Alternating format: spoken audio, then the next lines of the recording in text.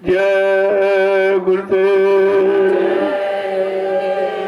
देखो सत्संग की अपार महिमा है, क्योंकि पाप कर्मों की धुलाई सफाई यहाँ कहीं नहीं होती। कोई रिफाइनरी नहीं बनी उनके लिए, कहीं कोई साफ कर ही नहीं सकता। कितना अच्छा सुना दे और कितनी अच्छी दक्षिणा ले ले, लेकिन तुम्हारे पाप कर्म को माफ नहीं कर सकता। ये काम उसके बस का नहीं है। और तुमको यही काम कराना था, तो तुमको कहना चाहिए, जिन देवी देवताओं की आपने पूजा की है, बहुत प्रसाद पेड़े बतासे खिलाए हैं, उनको बहुत सम्मान दिया है, तो उनसे कहो कि कम से कम हमारी बुद्धि तो ठीक कर दो। हम सब सच्चे अच्छे काम में लग जाएं, हम उस सच्चे अच्छे परम तत्व को प्राप्त कर लें, मालिक को प्राप्त कर लें। मालिक को प्राप्त करने वाले हम कर्म कर ले, ऐसी तो दुआ दे दीजिए। अगर वो देवी दे दे समझ लो सच्ची न नकली है। और ये काम तुम्हारा कहीं हुआ नहीं हुआ अभी तक। कितने युग निकल गए इसी में फंसे फंसे। ये देवी है, ये देवता है, ये भगवान, ये खुदा है, ये गॉड है, ये गुरु है, और इसी के लिए आपने एक स्थान बना दिया। क्या उस स्थान में रुकने ठहरने के लिए आएगा? क्या परमात्मा खुदा कभी ईंट पत्थर के मकानों में आया था या है या आगे आएगा? इतनी भी तो विचारधारा हमारे में नहीं। अरे चेतन कहीं जड़ में रहेगा? चेतन का मुकाम चेतन में होता, जड़ में नहीं होता। और तुमने देवी देवता चेतन है, उनको जड़ में बैठा दिया, पत्थर बना दिया, कागज कैलेंडर मान लिया। अगर कोई कहे तुम्हारा पिता पत्थर का हो गया, तो तुम तो गाली समझोगे इसको। और तुम रोज भगवान को गाली देते, रोज देवी देवताओं को अपमान करते हो, उनको पत्थर का यानी जड़ मानते हो, जबकि वो चेतन है। चेतन कब? जब तुम्हारी जीवात्मा इस मनुष्य मंदिर में सदगुरु की दया से जगेगी। उनका नाम आधार जो नाम दान दिया, नाम युक्ति दी है, वो जब उसकी कमाई करो तभी जगेगी। और यहाँ से जग करके सीधे ऊपर की तरफ इस मनुष्य मंदिर से निकलेगी और इस काल माया के देश से निकलकर ऊपर चलेगी। तो सबसे पहले देवलोक, सबसे पहला लोक देवलोक। वहां 33 करोड़ देवी देवता आज भी बैठे हुए। जब उनके घर में जाओगे, उनके मंडल मुकाम में, तभी तो उनका सच्चा दर्शन करोगे। और यहाँ तो नकली है। जैसे किसी की फोटो आपको दे दी जाए, कहते हैं ये उनकी फोटो। तो अगर तुम ये कहो क्या इस फोटो से वो मिल जाएंगे, कहते नहीं भाई, इस फोटो से मिलेंगे नहीं, ये उनकी फोटो है तुम्हारी जानकारी की। अगर मिलना चाहते हो, जो इनको जानता हो, इनके मकान को जानता हो, वो मिल जाएगा, तो मिला देगा तुमको। तो कहते हैं देवलोक, अगर देवी देवताओं का सच्चा दर्शन करना चाहते हैं, देवलोक जाने की इच्छा है, तो ऐसे संत महापुरुषों से मिलो जो तुमको देवलोक पहुंचाने वाली युक्ति दे दे। और देवलोक जीवात्मा जाएगी, शरीर तो जाएगा। शरीर तो यही जला दिया जाए, तुम कितना सजा लो, कितना खिला पिला लो, लेकिन यही जला के राख कर दिया जाए। ये तुम्हारे साथ नहीं जाएगा, जाएगी सिर्फ जीवात्मा।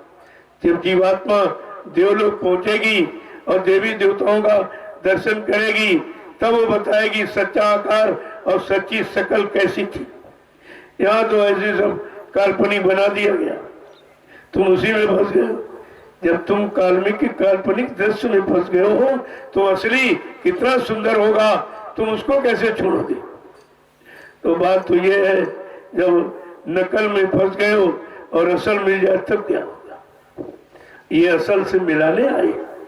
ये कोई वो काम संसार में फंसाने का, लगाने का, मोह ममता में फंसाने का काम करने नहीं आए। तुमको इन सब से निकालकर सच्चाई की तरफ ले जाने वाले आए। उनका काम ये, जब तुम देवी देवताओं को तुम्हारी जीवात्मा देखे, शरीर तो देख नहीं सकता, शरीर वहां जाएगा नहीं, देखेगा, फिर तुम्हारी पूजा व्यर्थ हो गई। तुमने पूजा तो शरीर से की और जाएगी जीवात्मा, उससे आपने कोई पूजा की नहीं। यानी जीवात्मा क्या कर्म करती है, उस सच्चे कर्म को तुमने जाने नहीं है, तो फिर कह रहे और शरीर से पूजा की, शरीर यही पड़ा, यही लोग जला देंगे, गड्ढा खोद के गाड़ देंगे। शरीर ये है। फिर तुम्हारी पूजा का क्या होगा, फिर तुम्हारे चढ़ावे का क्या होगा, तुमने जो दान दक्षिणा दी उसका क्या होगा, ये लाभ कौन देगा? कहते यहाँ कोई नहीं, यहाँ सब लेने वाले, देने वाला कोई नहीं। देने वाला समर्थ सद्गुरु दाता दयालु है, वो तुमको देने के लिए, मिलाने के लिए, साक्षात कराने के लिए आए हैं। और आपको इसीलिए नाम का आधार दिया है, नाम डोर शब्द डोर पकड़ा दी कि पकड़ो इसको और रोज चढ़ने का अभ्यास करो, रोज अभ्यास करो। लेकिन हम ये सब करते ही कहाँ है? अगर करने दे तो आफत किस बात की, मुसीबत किस बात की, परेशानी किस बात की? ये सारी परेशानी जल जल समूह नष्ट हो जाएंगी अगर हम उनके बच्चों को पकड़। लेकिन आप कुछ समझते ही नहीं हो। जब जीवात्मा जगी तो पहले देवलोक पहुंचे कि हम उनको देवी देवता कैसे होते हैं, जरा इनकी शक्ल देखें।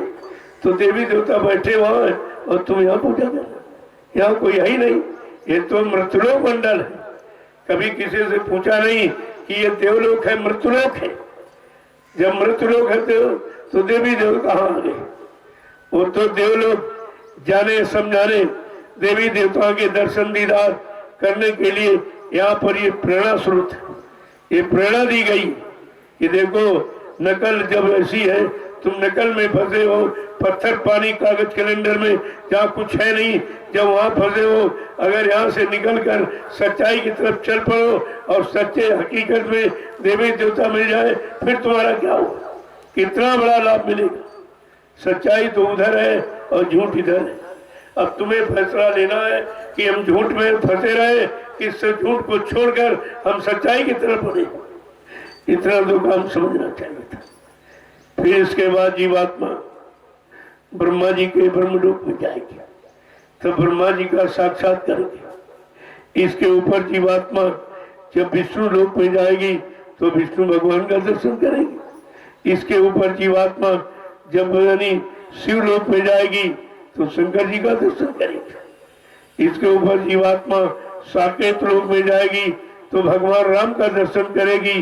गोलोक में जाएगी भगवान कृष्ण का दर्शन करेगी। ये सब लोग इस लोक के ऊपर है, इसलिए मृत्यु लोक आखिरी अंत है और उधर सत्यलोक अंत है। इन दोनों के बीच में ये सारे लोग हैं, सारे मंडल मुकाम है और यहीं पर ये सब बैठे हुए हैं। ब्रह्मा जी ब्रह्मलोक में बैठे, विष्णु विष्णुलोक में बैठे, शिव जी शिवलोक में बैठे, राम साकेत लोक में बैठे, कृष्ण गोलोक में बैठे। और यहाँ तो कोई नहीं है, यहाँ कोई नहीं। यहाँ केवल उनकी पहचान, जैसे जब आप स्कूल बच्चा जाता है तो ब्लैक बोर्ड पर मास्टर गाय का चित्र बना देता। अगर बच्चा कहे कि मास्टर साहब यही गाय, दूध देने वाली गाय यही है, कहते नहीं है दूध देने वाली गाय नहीं है, दूध देने वाली गाय का चित्र है। इसी तरह से कहा ये देवी देवता नहीं है, ये पत्थर कागज के अंदर उनका चित्र है। तो चित्र कभी कुछ दे नहीं सकता, भाव पैदा कर सकता। तो ये भाव पैदा करने के लिए तुम्हारे अंदर जिज्ञासा उठे कि जब नकली देवी देवता ऐसे हैं तो असली कैसे होंगे, हमें असली से मिलना है। ऐसी जिज्ञासा, ऐसी फुर्ना अगर आप में पैदा हो जाए, वहीं से काम की शुरुआत हो जाती। अभी आप में यही नहीं पैदा हुआ कि चलो चल के देखे भाई वो असली कैसे। यही पड़े रहते हो, यही भोगों की इच्छा बनाए रहते हो और यही काल का सामान मानते रहते हो। लेकिन दयाल कभी काल के सामान ने है न तुमको फंसने देगा। जो निकालने आया है वो फंसने का सामान कभी नहीं कहा। इसलिए मैं अपने भक्त को गरीब रखता हूं, क्योंकि मालिक को जिसने पाया गरीबी में पाया। दीन गरीबी धार तेरे भले की कहूं, मान प्रतिष्ठा छोड़ तेरे भले की कहूं। अगर तू अपना भला चाहता है तो दीन गरीबी धारण कर ले और मान प्रतिष्ठा को छोड़। ये रोग है, इस रोग से मुक्त हो जा। यह सब आपको सुनाया गया। कितना समय निकल गया, 10 जुलाई 1952 से और 2012 तक कितना सुनाया गया, यानी 60 साल आपको सुनाया गया और आपके पास एक वचन भी नहीं। ये 60 साल गुरु की मेहनत और अपने सुनने की मेहनत सब आपने पानी में फेंक दी। तुमने सब खत्म कर दिया तो फिर मिले क्या? अब भी चेतो, जाग जाग तो अभी जाग, नहीं तो बाद में रोना पड़ेगा और रोने पछताने से कोई काम बनता नहीं है। इसलिए समय से जागो, समय से चेतो और समय से लग जाओ, समय का काम बना लो। ये तुम्हारी समय की बुद्धिमानी मानी जाएगी। यही तो हमें आपको करना चाहिए। जय गुरुदेव। और ये काम सत्संग के बिना कोई नहीं कर सकता। देखो कितनी बड़ी महिमा है सत्संग। एक बार विश्वामित्र जी, वशिष्ठ जी विश्वामित्र जी के यहाँ गए। अब एक राजर्षि एक ब्रह्मर्षि है, तो उनकी इच्छा उठी हो गई, भाई जरा इनके घर चले। तो विश्वामित्र के घर गए तो बहुत दिन रहे आश्रम में उनके। जब चलने लगे तो विश्वामित्र ने कहा, भाई आए गए अतिथि को कुछ दक्षिणा दी जाती। कहा मैंने 12 वर्ष तपस्या की है, आदि तपस्या आपको दक्षिणा में दे रहा हूं। वहां से चले आए। फिर कुछ दिन बाद विश्वामित्र की इच्छा उठी, चलो वशिष्ठ जी के यहाँ चले। तो वशिष्ठ जी के यहाँ पर और कुछ दिन रहे, उनकी खातिरदारी की गई। जब चलने लगे तो वशिष्ठ जी ने कहा, भाई मैंने तो कोई तपस्या नहीं की, मैंने राम के राज्य के कारभार को संभाला है और मैंने एक घड़ी का सत्संग किया था, तो आधी घड़ी का सत्संग आपको देना। बस विश्वामित्र के क्रोध आ गया कि हमने 12 वर्ष की तपस्या आदि एक घड़ी का सत्संग आधा कहता, तो इसकी बराबरी कैसे हो? कहा नहीं, इसकी कोई बराबरी नहीं। वो कह रहे हैं सत्संग बड़ा है, वो कह रहे तपस्या बड़ी। अब राजर्षि ब्रह्म ऋषि का झगड़ा, ये समझौता कौन करे? तो कहा चलो ब्रह्मा जी के पास चलो, वो सृष्टि के रचयिता है, चलो उनके पास ले चलो ये मुकदमा। तो उनके यहाँ पहुंचे और कहा कि हम कह रहे तपस्या बड़ी, ये कह रहे सत्संग बड़ा। अरे भाई ये झगड़ा मेरे पास, मैं तो सृष्टि को बनाने वाला हूँ, जाओ विष्णु के पास, वो पालन करता है। दोनों ब्रह्म ऋषि राजर्षि विष्णु दरबार पहुंचे, अपनी सब कथा सुनाई और ये भी कहा मैं ब्रह्मा के दरबार से आया हूँ। उन्होंने कहा अरे भाई ये सत्संग और ये तपस्या, ये झगड़ा आप वहां ले जाओ, क्या आप फैसला कर सकते? कहते नहीं, मेरा काम पालन करने का कुछ नहीं, जाओ इसको ले जाओ और बना उसको शंकर जी के पास ले जाओ। जब शंकर जी के पास ले गए, सब वृत्तांत सुनाया तपस्या का और सत्संग का, और ब्रह्मा जी के यहाँ से आए, विष्णु के यहाँ से आए, उन्होंने आपके लिए कह दिया। कहा देखो मैं तो जजमेंट देता हूँ, संहार करता हूँ, पाप उन कर्मों की सजा देता हूँ, भाई ये भी मेरे बस का नहीं। ये ऐसा करो जो पृथ्वी का भार उठाए हैं, ये शेषनाग जी के पास ले जाओ, वो तुम्हारा फैसला कर दे। अब दोनों ब्रह्म ऋषि राजर्षि वो मतलब वहाँ पाताल लोक पहुंचे। तो शेषनाग जी से कहा मैं ब्रह्मा के पास गया, विष्णु के पास गया, शंकर के पास गया, किसी ने मेरा समझौता नहीं किया, तो आपके पास भेजा है कि आप मेरा समझौता कर सकते हो। जब सब सुना तो शेषनाग जी ने कहा मैं भाई पृथ्वी का भार उठाया हूँ, अगर 1 मिनट के लिए तुम में से कोई भार को ले ले तो मैं बैठ के तुम्हारा फैसला कर दूंगा। तो विश्वामित्र तो अहंकारी थे ही कि ये उठाए तो हम नहीं उठाएंगे, हम तो 12 वर्ष तपस्या की। अब अहंकार था तो फट से उठे और लगाया सिर और जरा बाल भर हल्का किया, अरे नहीं दबा जा रहा हूँ। कहा फिर भाई फैसला कैसे हो?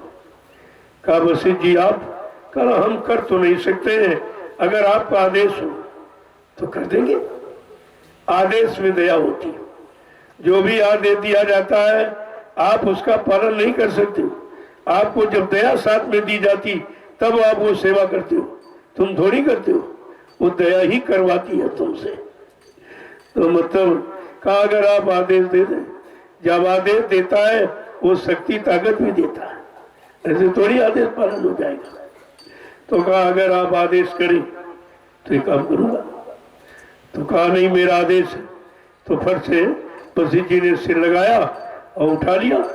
तमाम देर खड़े रहे और विश्वामित्र समझ रहे कि फैसला क्यों नहीं कर रहे। अरे कहा अभी कुछ काम बाकी है, आप फैसला क्यों नहीं करते? क्या अभी कुछ बाकी फैसला हो गया? कल कहा हो गया? कहा तुमने तो एक सेकंड में नहीं उठा पाया, वो देखो घंटों से लिए खड़े पृथ्वी को, तुम्हें ये फैसला नहीं तो क्या है? कहा सत्संग बड़ा है, सत्संग बड़ा है। सत्संग करोड़ों कुमति में सुधार कर देता है, दुष्टों को साधु बना देता है, ब्रह्मज्ञानी बना देता। वाल्मीकि जैसे कुख्यात डकैत को जो साधु बना सकता है, ये संतों का ज्ञान है। कहा सत्संग बहुत बड़ा है। उन्होंने महिमा बताई सत्संग की शेषनाग जी ने। तब बजरनी संतुष्टि हुई विश्वामित्र। कहा फिर तब तपस्या तुम्हारा निजी स्वार्थ, तुमने निजी स्वार्थ के लिए राजा महाराजा बनने के लिए तपस्या की है, और सत्संग करोड़ों दुष्टों की मति में सुधार करता है। ये कितने का जीवन बना देता, कितने को परमार्थ करना सिखा देता, ये सत्संग का काम है। कितनी बड़ी महिमा सत्संग की, और हम आप उसे बिल्कुल नहीं समझ पाए। हमारी आपकी समझ में कुछ आया ही नहीं। और समृद्ध दाता दयालु बाबा जय गुरुदेव जी महाराज ने कितनी मेहनत किया, कितना परिश्रम किया हमारे आपके लिए, और हम आप उन्हीं को नहीं पहचान पाए, उनके वचनों को नहीं समझ पाए, उनकी नाम की युक्ति जो जीवात्मा के उद्धार कल्याण का कारण है, आधार है, हम उसको भी तो नहीं समझ पाए। कितना भारी हमारा आपको नुकसान हो गया। एक तो कलयुग में कोई लाभ देने वाला नहीं, सही सच्चे रास्ते पर चलाने बताने वाला नहीं, सहयोग करने वाला नहीं, और हमें आपको ऐसे सहयोगी शुभचिंतक मिले तो हमने आपने उनको पहचाना नहीं, उनसे कोई अपना काम नहीं करा पाया परमार्थी। कितना भारी नुकसान। फिर भी जो काम करने आए हैं वो अपना काम बंद नहीं करते। उन्होंने तो यहाँ तक कहा कि तुम सब लोग अगर भाग जाओ फिर भी मैं परिवर्तन करके दिखा दूंगा। तो स्वयं में इतना सक्षम, इतना सामर्थ्यवान है, जिसको हमारी तुम्हारी आवश्यकता ही नहीं, परिवर्तन कर देगा। लेकिन वो अपने भक्तों का इतिहास बनाना चाहते, वो भक्तों का इतिहास बनाना चाहते, और भक्त कहते वो मर के चले गए। भक्त ये प्रचार कर रहे। पहले देखिए तो हमारी मति कुमति हो गई, कहाँ पहुंच गई। क्या करना था, क्या करवाना था, वो तो कुछ नहीं हुआ। और जो नहीं कहना चाहिए, अपमानित शब्द आपने प्रयोग किया कि बाबा जी मर के चले गए, ये सबसे बड़ा अपमान है। इससे बड़ा कोई अपमान नहीं। मौत अंतिम सजा, वो भी आपने अपने गुरु को दे दी। क्या तुमने ये कसर छोड़ी है कुछ अपमान करने में? फिर आपको लाभ कैसे मिले? लेकिन जो दयालु है वो दया करने आए हैं, तुम्हारे अपमान को भी स्वीकार कर लिया कि चलो अज्ञानी जीव है, बेचारे नहीं समझ पाए, फिर भी आपके लिए एक मौका फिर दे दिया। ये 9 बरस का, 9 बरस मैंने राष्ट्रीय मंच लगाकर पूरे हिंदुस्तान में ये सच्चाई का और वचनों का पूरा राज खोल करके आपके सामने रखा। न समझो तुम जानो तुम्हारा काम है। जय गुरुदेव, जय गुरुदेव, जय गुरुदेव, जय गुरुदेव। नाम किसका? जय गुरुदेव। नाम किसका? प्रभु का प्यारा नाम। जरा खड़े हो जाइए। तो देखो अभी नहीं खड़े हो पाए। जब तुम इतनी देरी तुम्हारे खड़े होने में है, उतनी देरी चलने में रहेगी, उतनी देरी पहुंचने में होगी। हम सब घर जाने की तैयारी में, और भी खड़ा होना नहीं समझ पाए, चलना नहीं समझ पाए हो, तो फिर पहुंचोगे कैसे?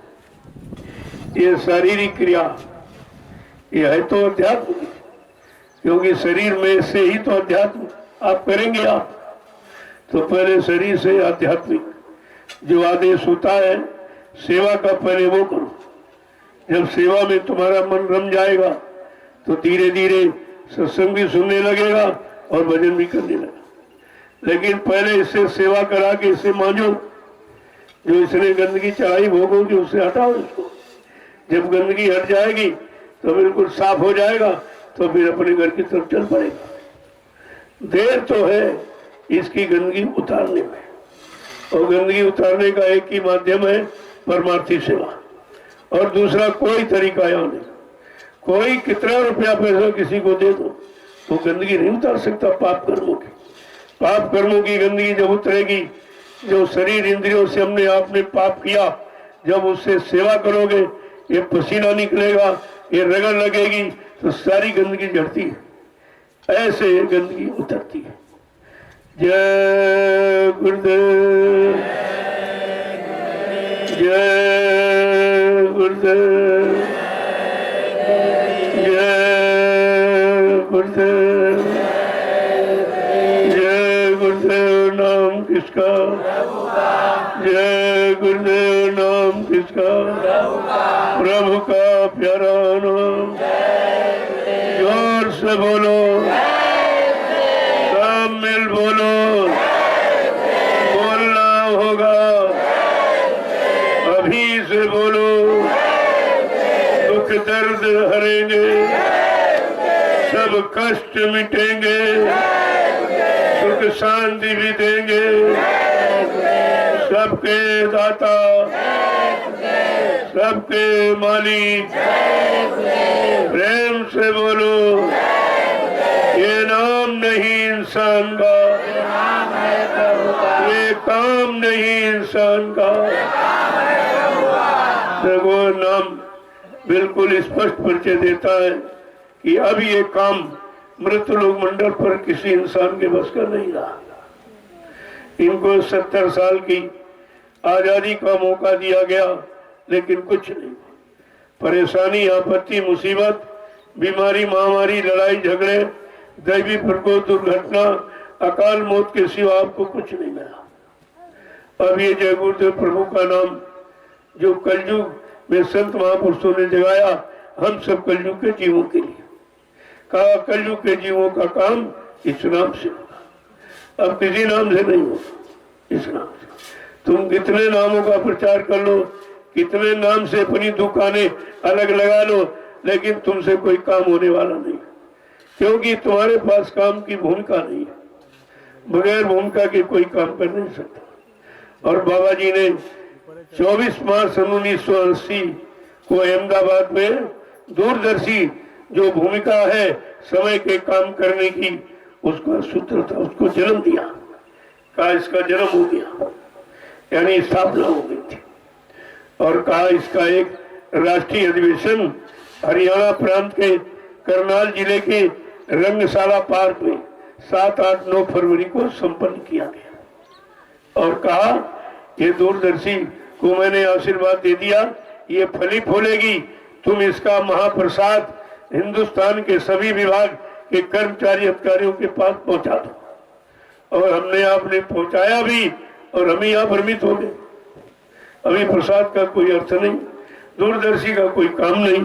तुम कह दो काम कराने वाला चला गया, तो फिर क्या ये भ्रामक प्रचार किया था? क्या ये झूठ कहा था? इतनी तो बात आपको समझनी चाहिए थी। और ये भी कहा तुम कितना यानी छिपाने की कोशिश करो, लेकिन नहीं, वो काम छिपने वाला नहीं है, वो तो आपके सामने आएगा। वो छिपने वाली चीज नहीं है, लेकिन ये है उसके अभी घड़ी मुहूर्त नहीं है। कहा था मेरी दूरदर्शी व्यवस्था आने का शुभ मुहूर्त, घड़ी, दिन, तारीख सब निश्चित। जब तक वो दिन तारीख नहीं आती तब तक हमने सबको मौका दे दिया। बाबा जी ने यही कहा कि हमने सबको मौका दे दिया, ताकि कोई देश में ये न कहे कि हमको काम करने का मौका नहीं दिया। तुम अच्छे से अच्छा, बुरा से बुरा, जो भी करने की इच्छा हो, अपनी अपनी इच्छाएं पूरी कर लो।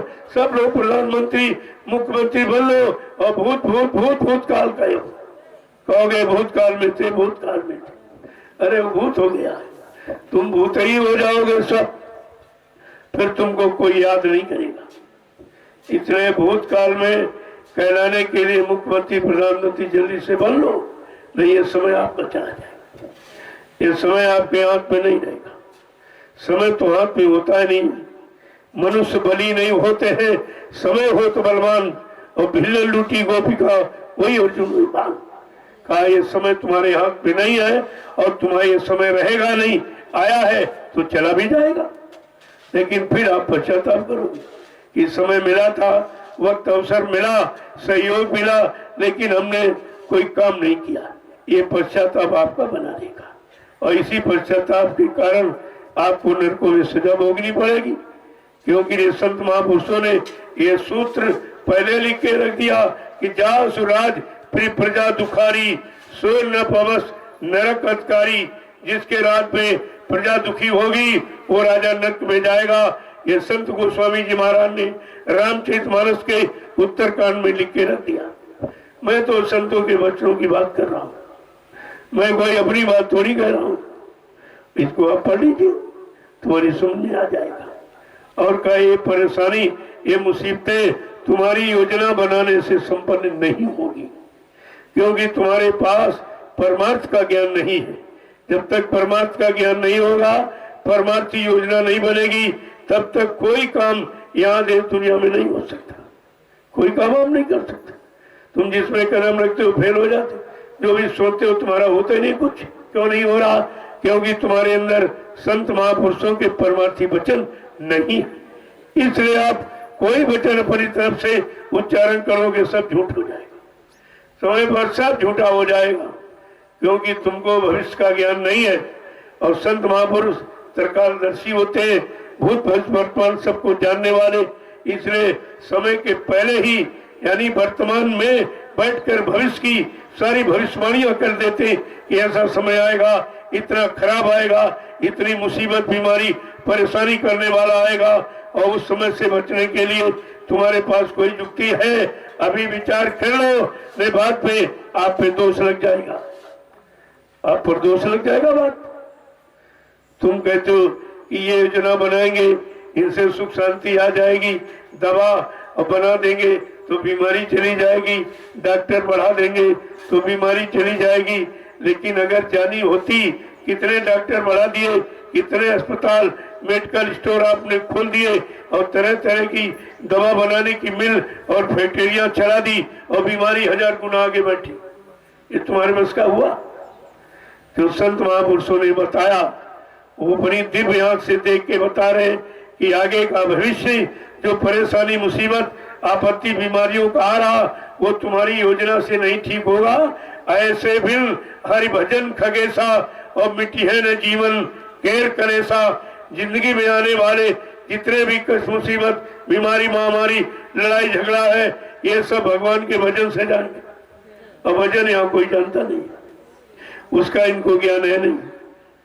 तो इसलिए जो महापुरुष कहते वही होगा, वही हो रहा।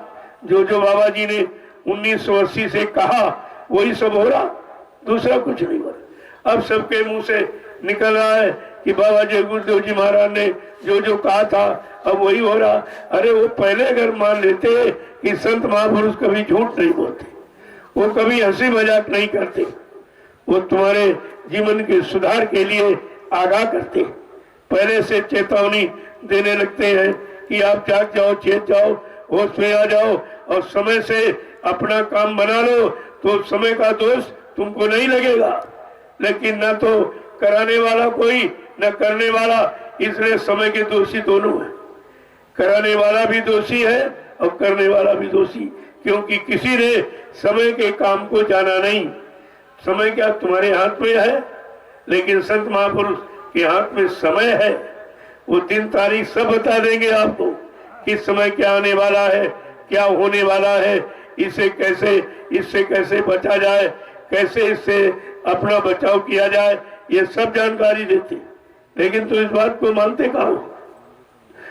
जय गुरुदेव। जब महात्मा सूरदास ने अपनी भविष्यवाणी को स्पष्ट रूप से कहा, सूरदास जिनकी आंखें नहीं थी वो त्रिकालदर्शी, तो किस आंख का त्रिकालदर्शी होता है? कहा जीवात्मा की दिव्य आंख से त्रिकालदर्शी होता है, और इन आंखों से पैर तक का तुम्हें नहीं दिखाई देता। कांटा लग गया दिखाई नहीं दिया था, तो तुमको तो कुछ भी नहीं, इन आंखों से कुछ नहीं देख सकते, न वर्तमान न भूत न भविष्य, कुछ नहीं। वो देखने की आंख परमात्मा ने सबको दी। वो जीवात्मा में एक दिव्य आंख है, दिव्य कान, एक नाक है, उससे आप सब कुछ देख सकते हो, सुन सकते हो कि आगे क्या होने जा रहा, वो आवाज कैसी आ रही, रोने वाली, चीखने वाली, और आंखों से देख रहे कि बिल्कुल खून की बरसात हो रही। ये बाबा जी ने कितने पहले कहा, हमें तो खून बरसता दिखाई दे रहा, और तुम कह रहे सुख शांति आएगी, तुम कह रहे ये व्यवस्था बनेगी, और हमें तो खून बरसता दिखाई दे रहा। तो जो उन्होंने योजना बनाई, बताई कि मतलब यानी सुख शांति आएगी, न्याय सुरक्षा, रोजी रोटी क्या आपको मिली, और खून बरसता दिखाई दिया, जो संतों ने कहा वो आपके सामने हुआ। कितने करोड़ चले गए एक झटके में। वो तो एक छोटा सा नमूना था प्रकृति का। कहा अगर अभी तुमने संत महापुरुषों के वचनों को नहीं माना और शाकाहारी नहीं हुए और शाकाहारी का प्रचार नहीं करवाया, तो आगे का समय तुम्हारा सब रोने वाला होगा, आंसू बहाने वाला होगा। हंसी और खुशी और सुख और शांति तुम्हारे दूर से करोड़ों कोस चली जाएगी। ये सब आपको बताया गया, लेकिन सुना किसी ने। मैं फिर से उन्हीं वचनों को याद करा रहा हूँ। मैं कोई अपने तरफ से थोड़ी कुछ कह रहा हूँ। मैं सदगुरु की अखंड वाणी, अमर वाणी का मैं सबके अंदर आवाज पहुंचा रहा हूँ। और 9 बरस हो गए हमको कहते गए थे ना। आपने 60 साल जो मथुरा से प्रसारण किया गया वो भी आपने नहीं सुना, और इसके बाद 9 बरस ये लीला के बाद का ये संदेश आपके लिए हुआ, ये भी तो आपने नहीं सुना। तुमने जीवन के 69 वर्ष बेकार कर दिए। फिर आप कब करोगे, कब करोगे? अरे काम करने की एक उम्र और समय होता है। समय निकलने के बाद, उम्र निकल जाने के बाद फिर कोई नहीं कर सकता। इसलिए समय से जागो, चेतो और खड़े हो जाओ, अपना काम बना लो। मुसीबत बीमारियों से मतलब यानी हट जाओ तो अच्छा रहेगा। जय गुरुदेव, जय गुरुदेव। अब आप लोग सेवा में चलो। ये सेवा ये तुम्हारे सुधार का रास्ता है, ये जरूर करो, क्योंकि ये कहीं नहीं हो रहा। हिंदुस्तान में आप पता लगा लीजिए, परमार्थी सेवा कोई नहीं करा। सबको भीड़ से डर है, यहाँ भीड़ से काम हो रहा। बिल्कुल उल्टा है, देखिए आप, यहाँ भीड़ से ही काम हो रहा। लेकिन ये भीड़ वो भीड़ नहीं है जहाँ डर होता। डर होता कर का, अगर कुछ गलत नहीं किया तो डर किस बात का? डर इसलिए है कि तुमने गंदा खान पान किया है, गंदी संग सोबत की है, गंदे कर्म किए हैं। अब उस गंदगी का ये परिणाम तुम्हें मिल रहा है, जो कुदरत नाराज हो गई। उसकी नाराजगी को खुशी में कोई इंसान परिवर्तित नहीं कर सकता, क्योंकि प्रकृति को मनाने का काम केवल संत महात्मा जानते हैं, क्योंकि उनका सीधा संबंध प्रकृति से ही होता है और प्रकृति का संबंध महात्माओं से होता है। ये दोनों एक ही चीज है। लेकिन जब तुम्हारी समझ में आ जाए तब तो ये सब, तो इसलिए चलो सेवा में करो।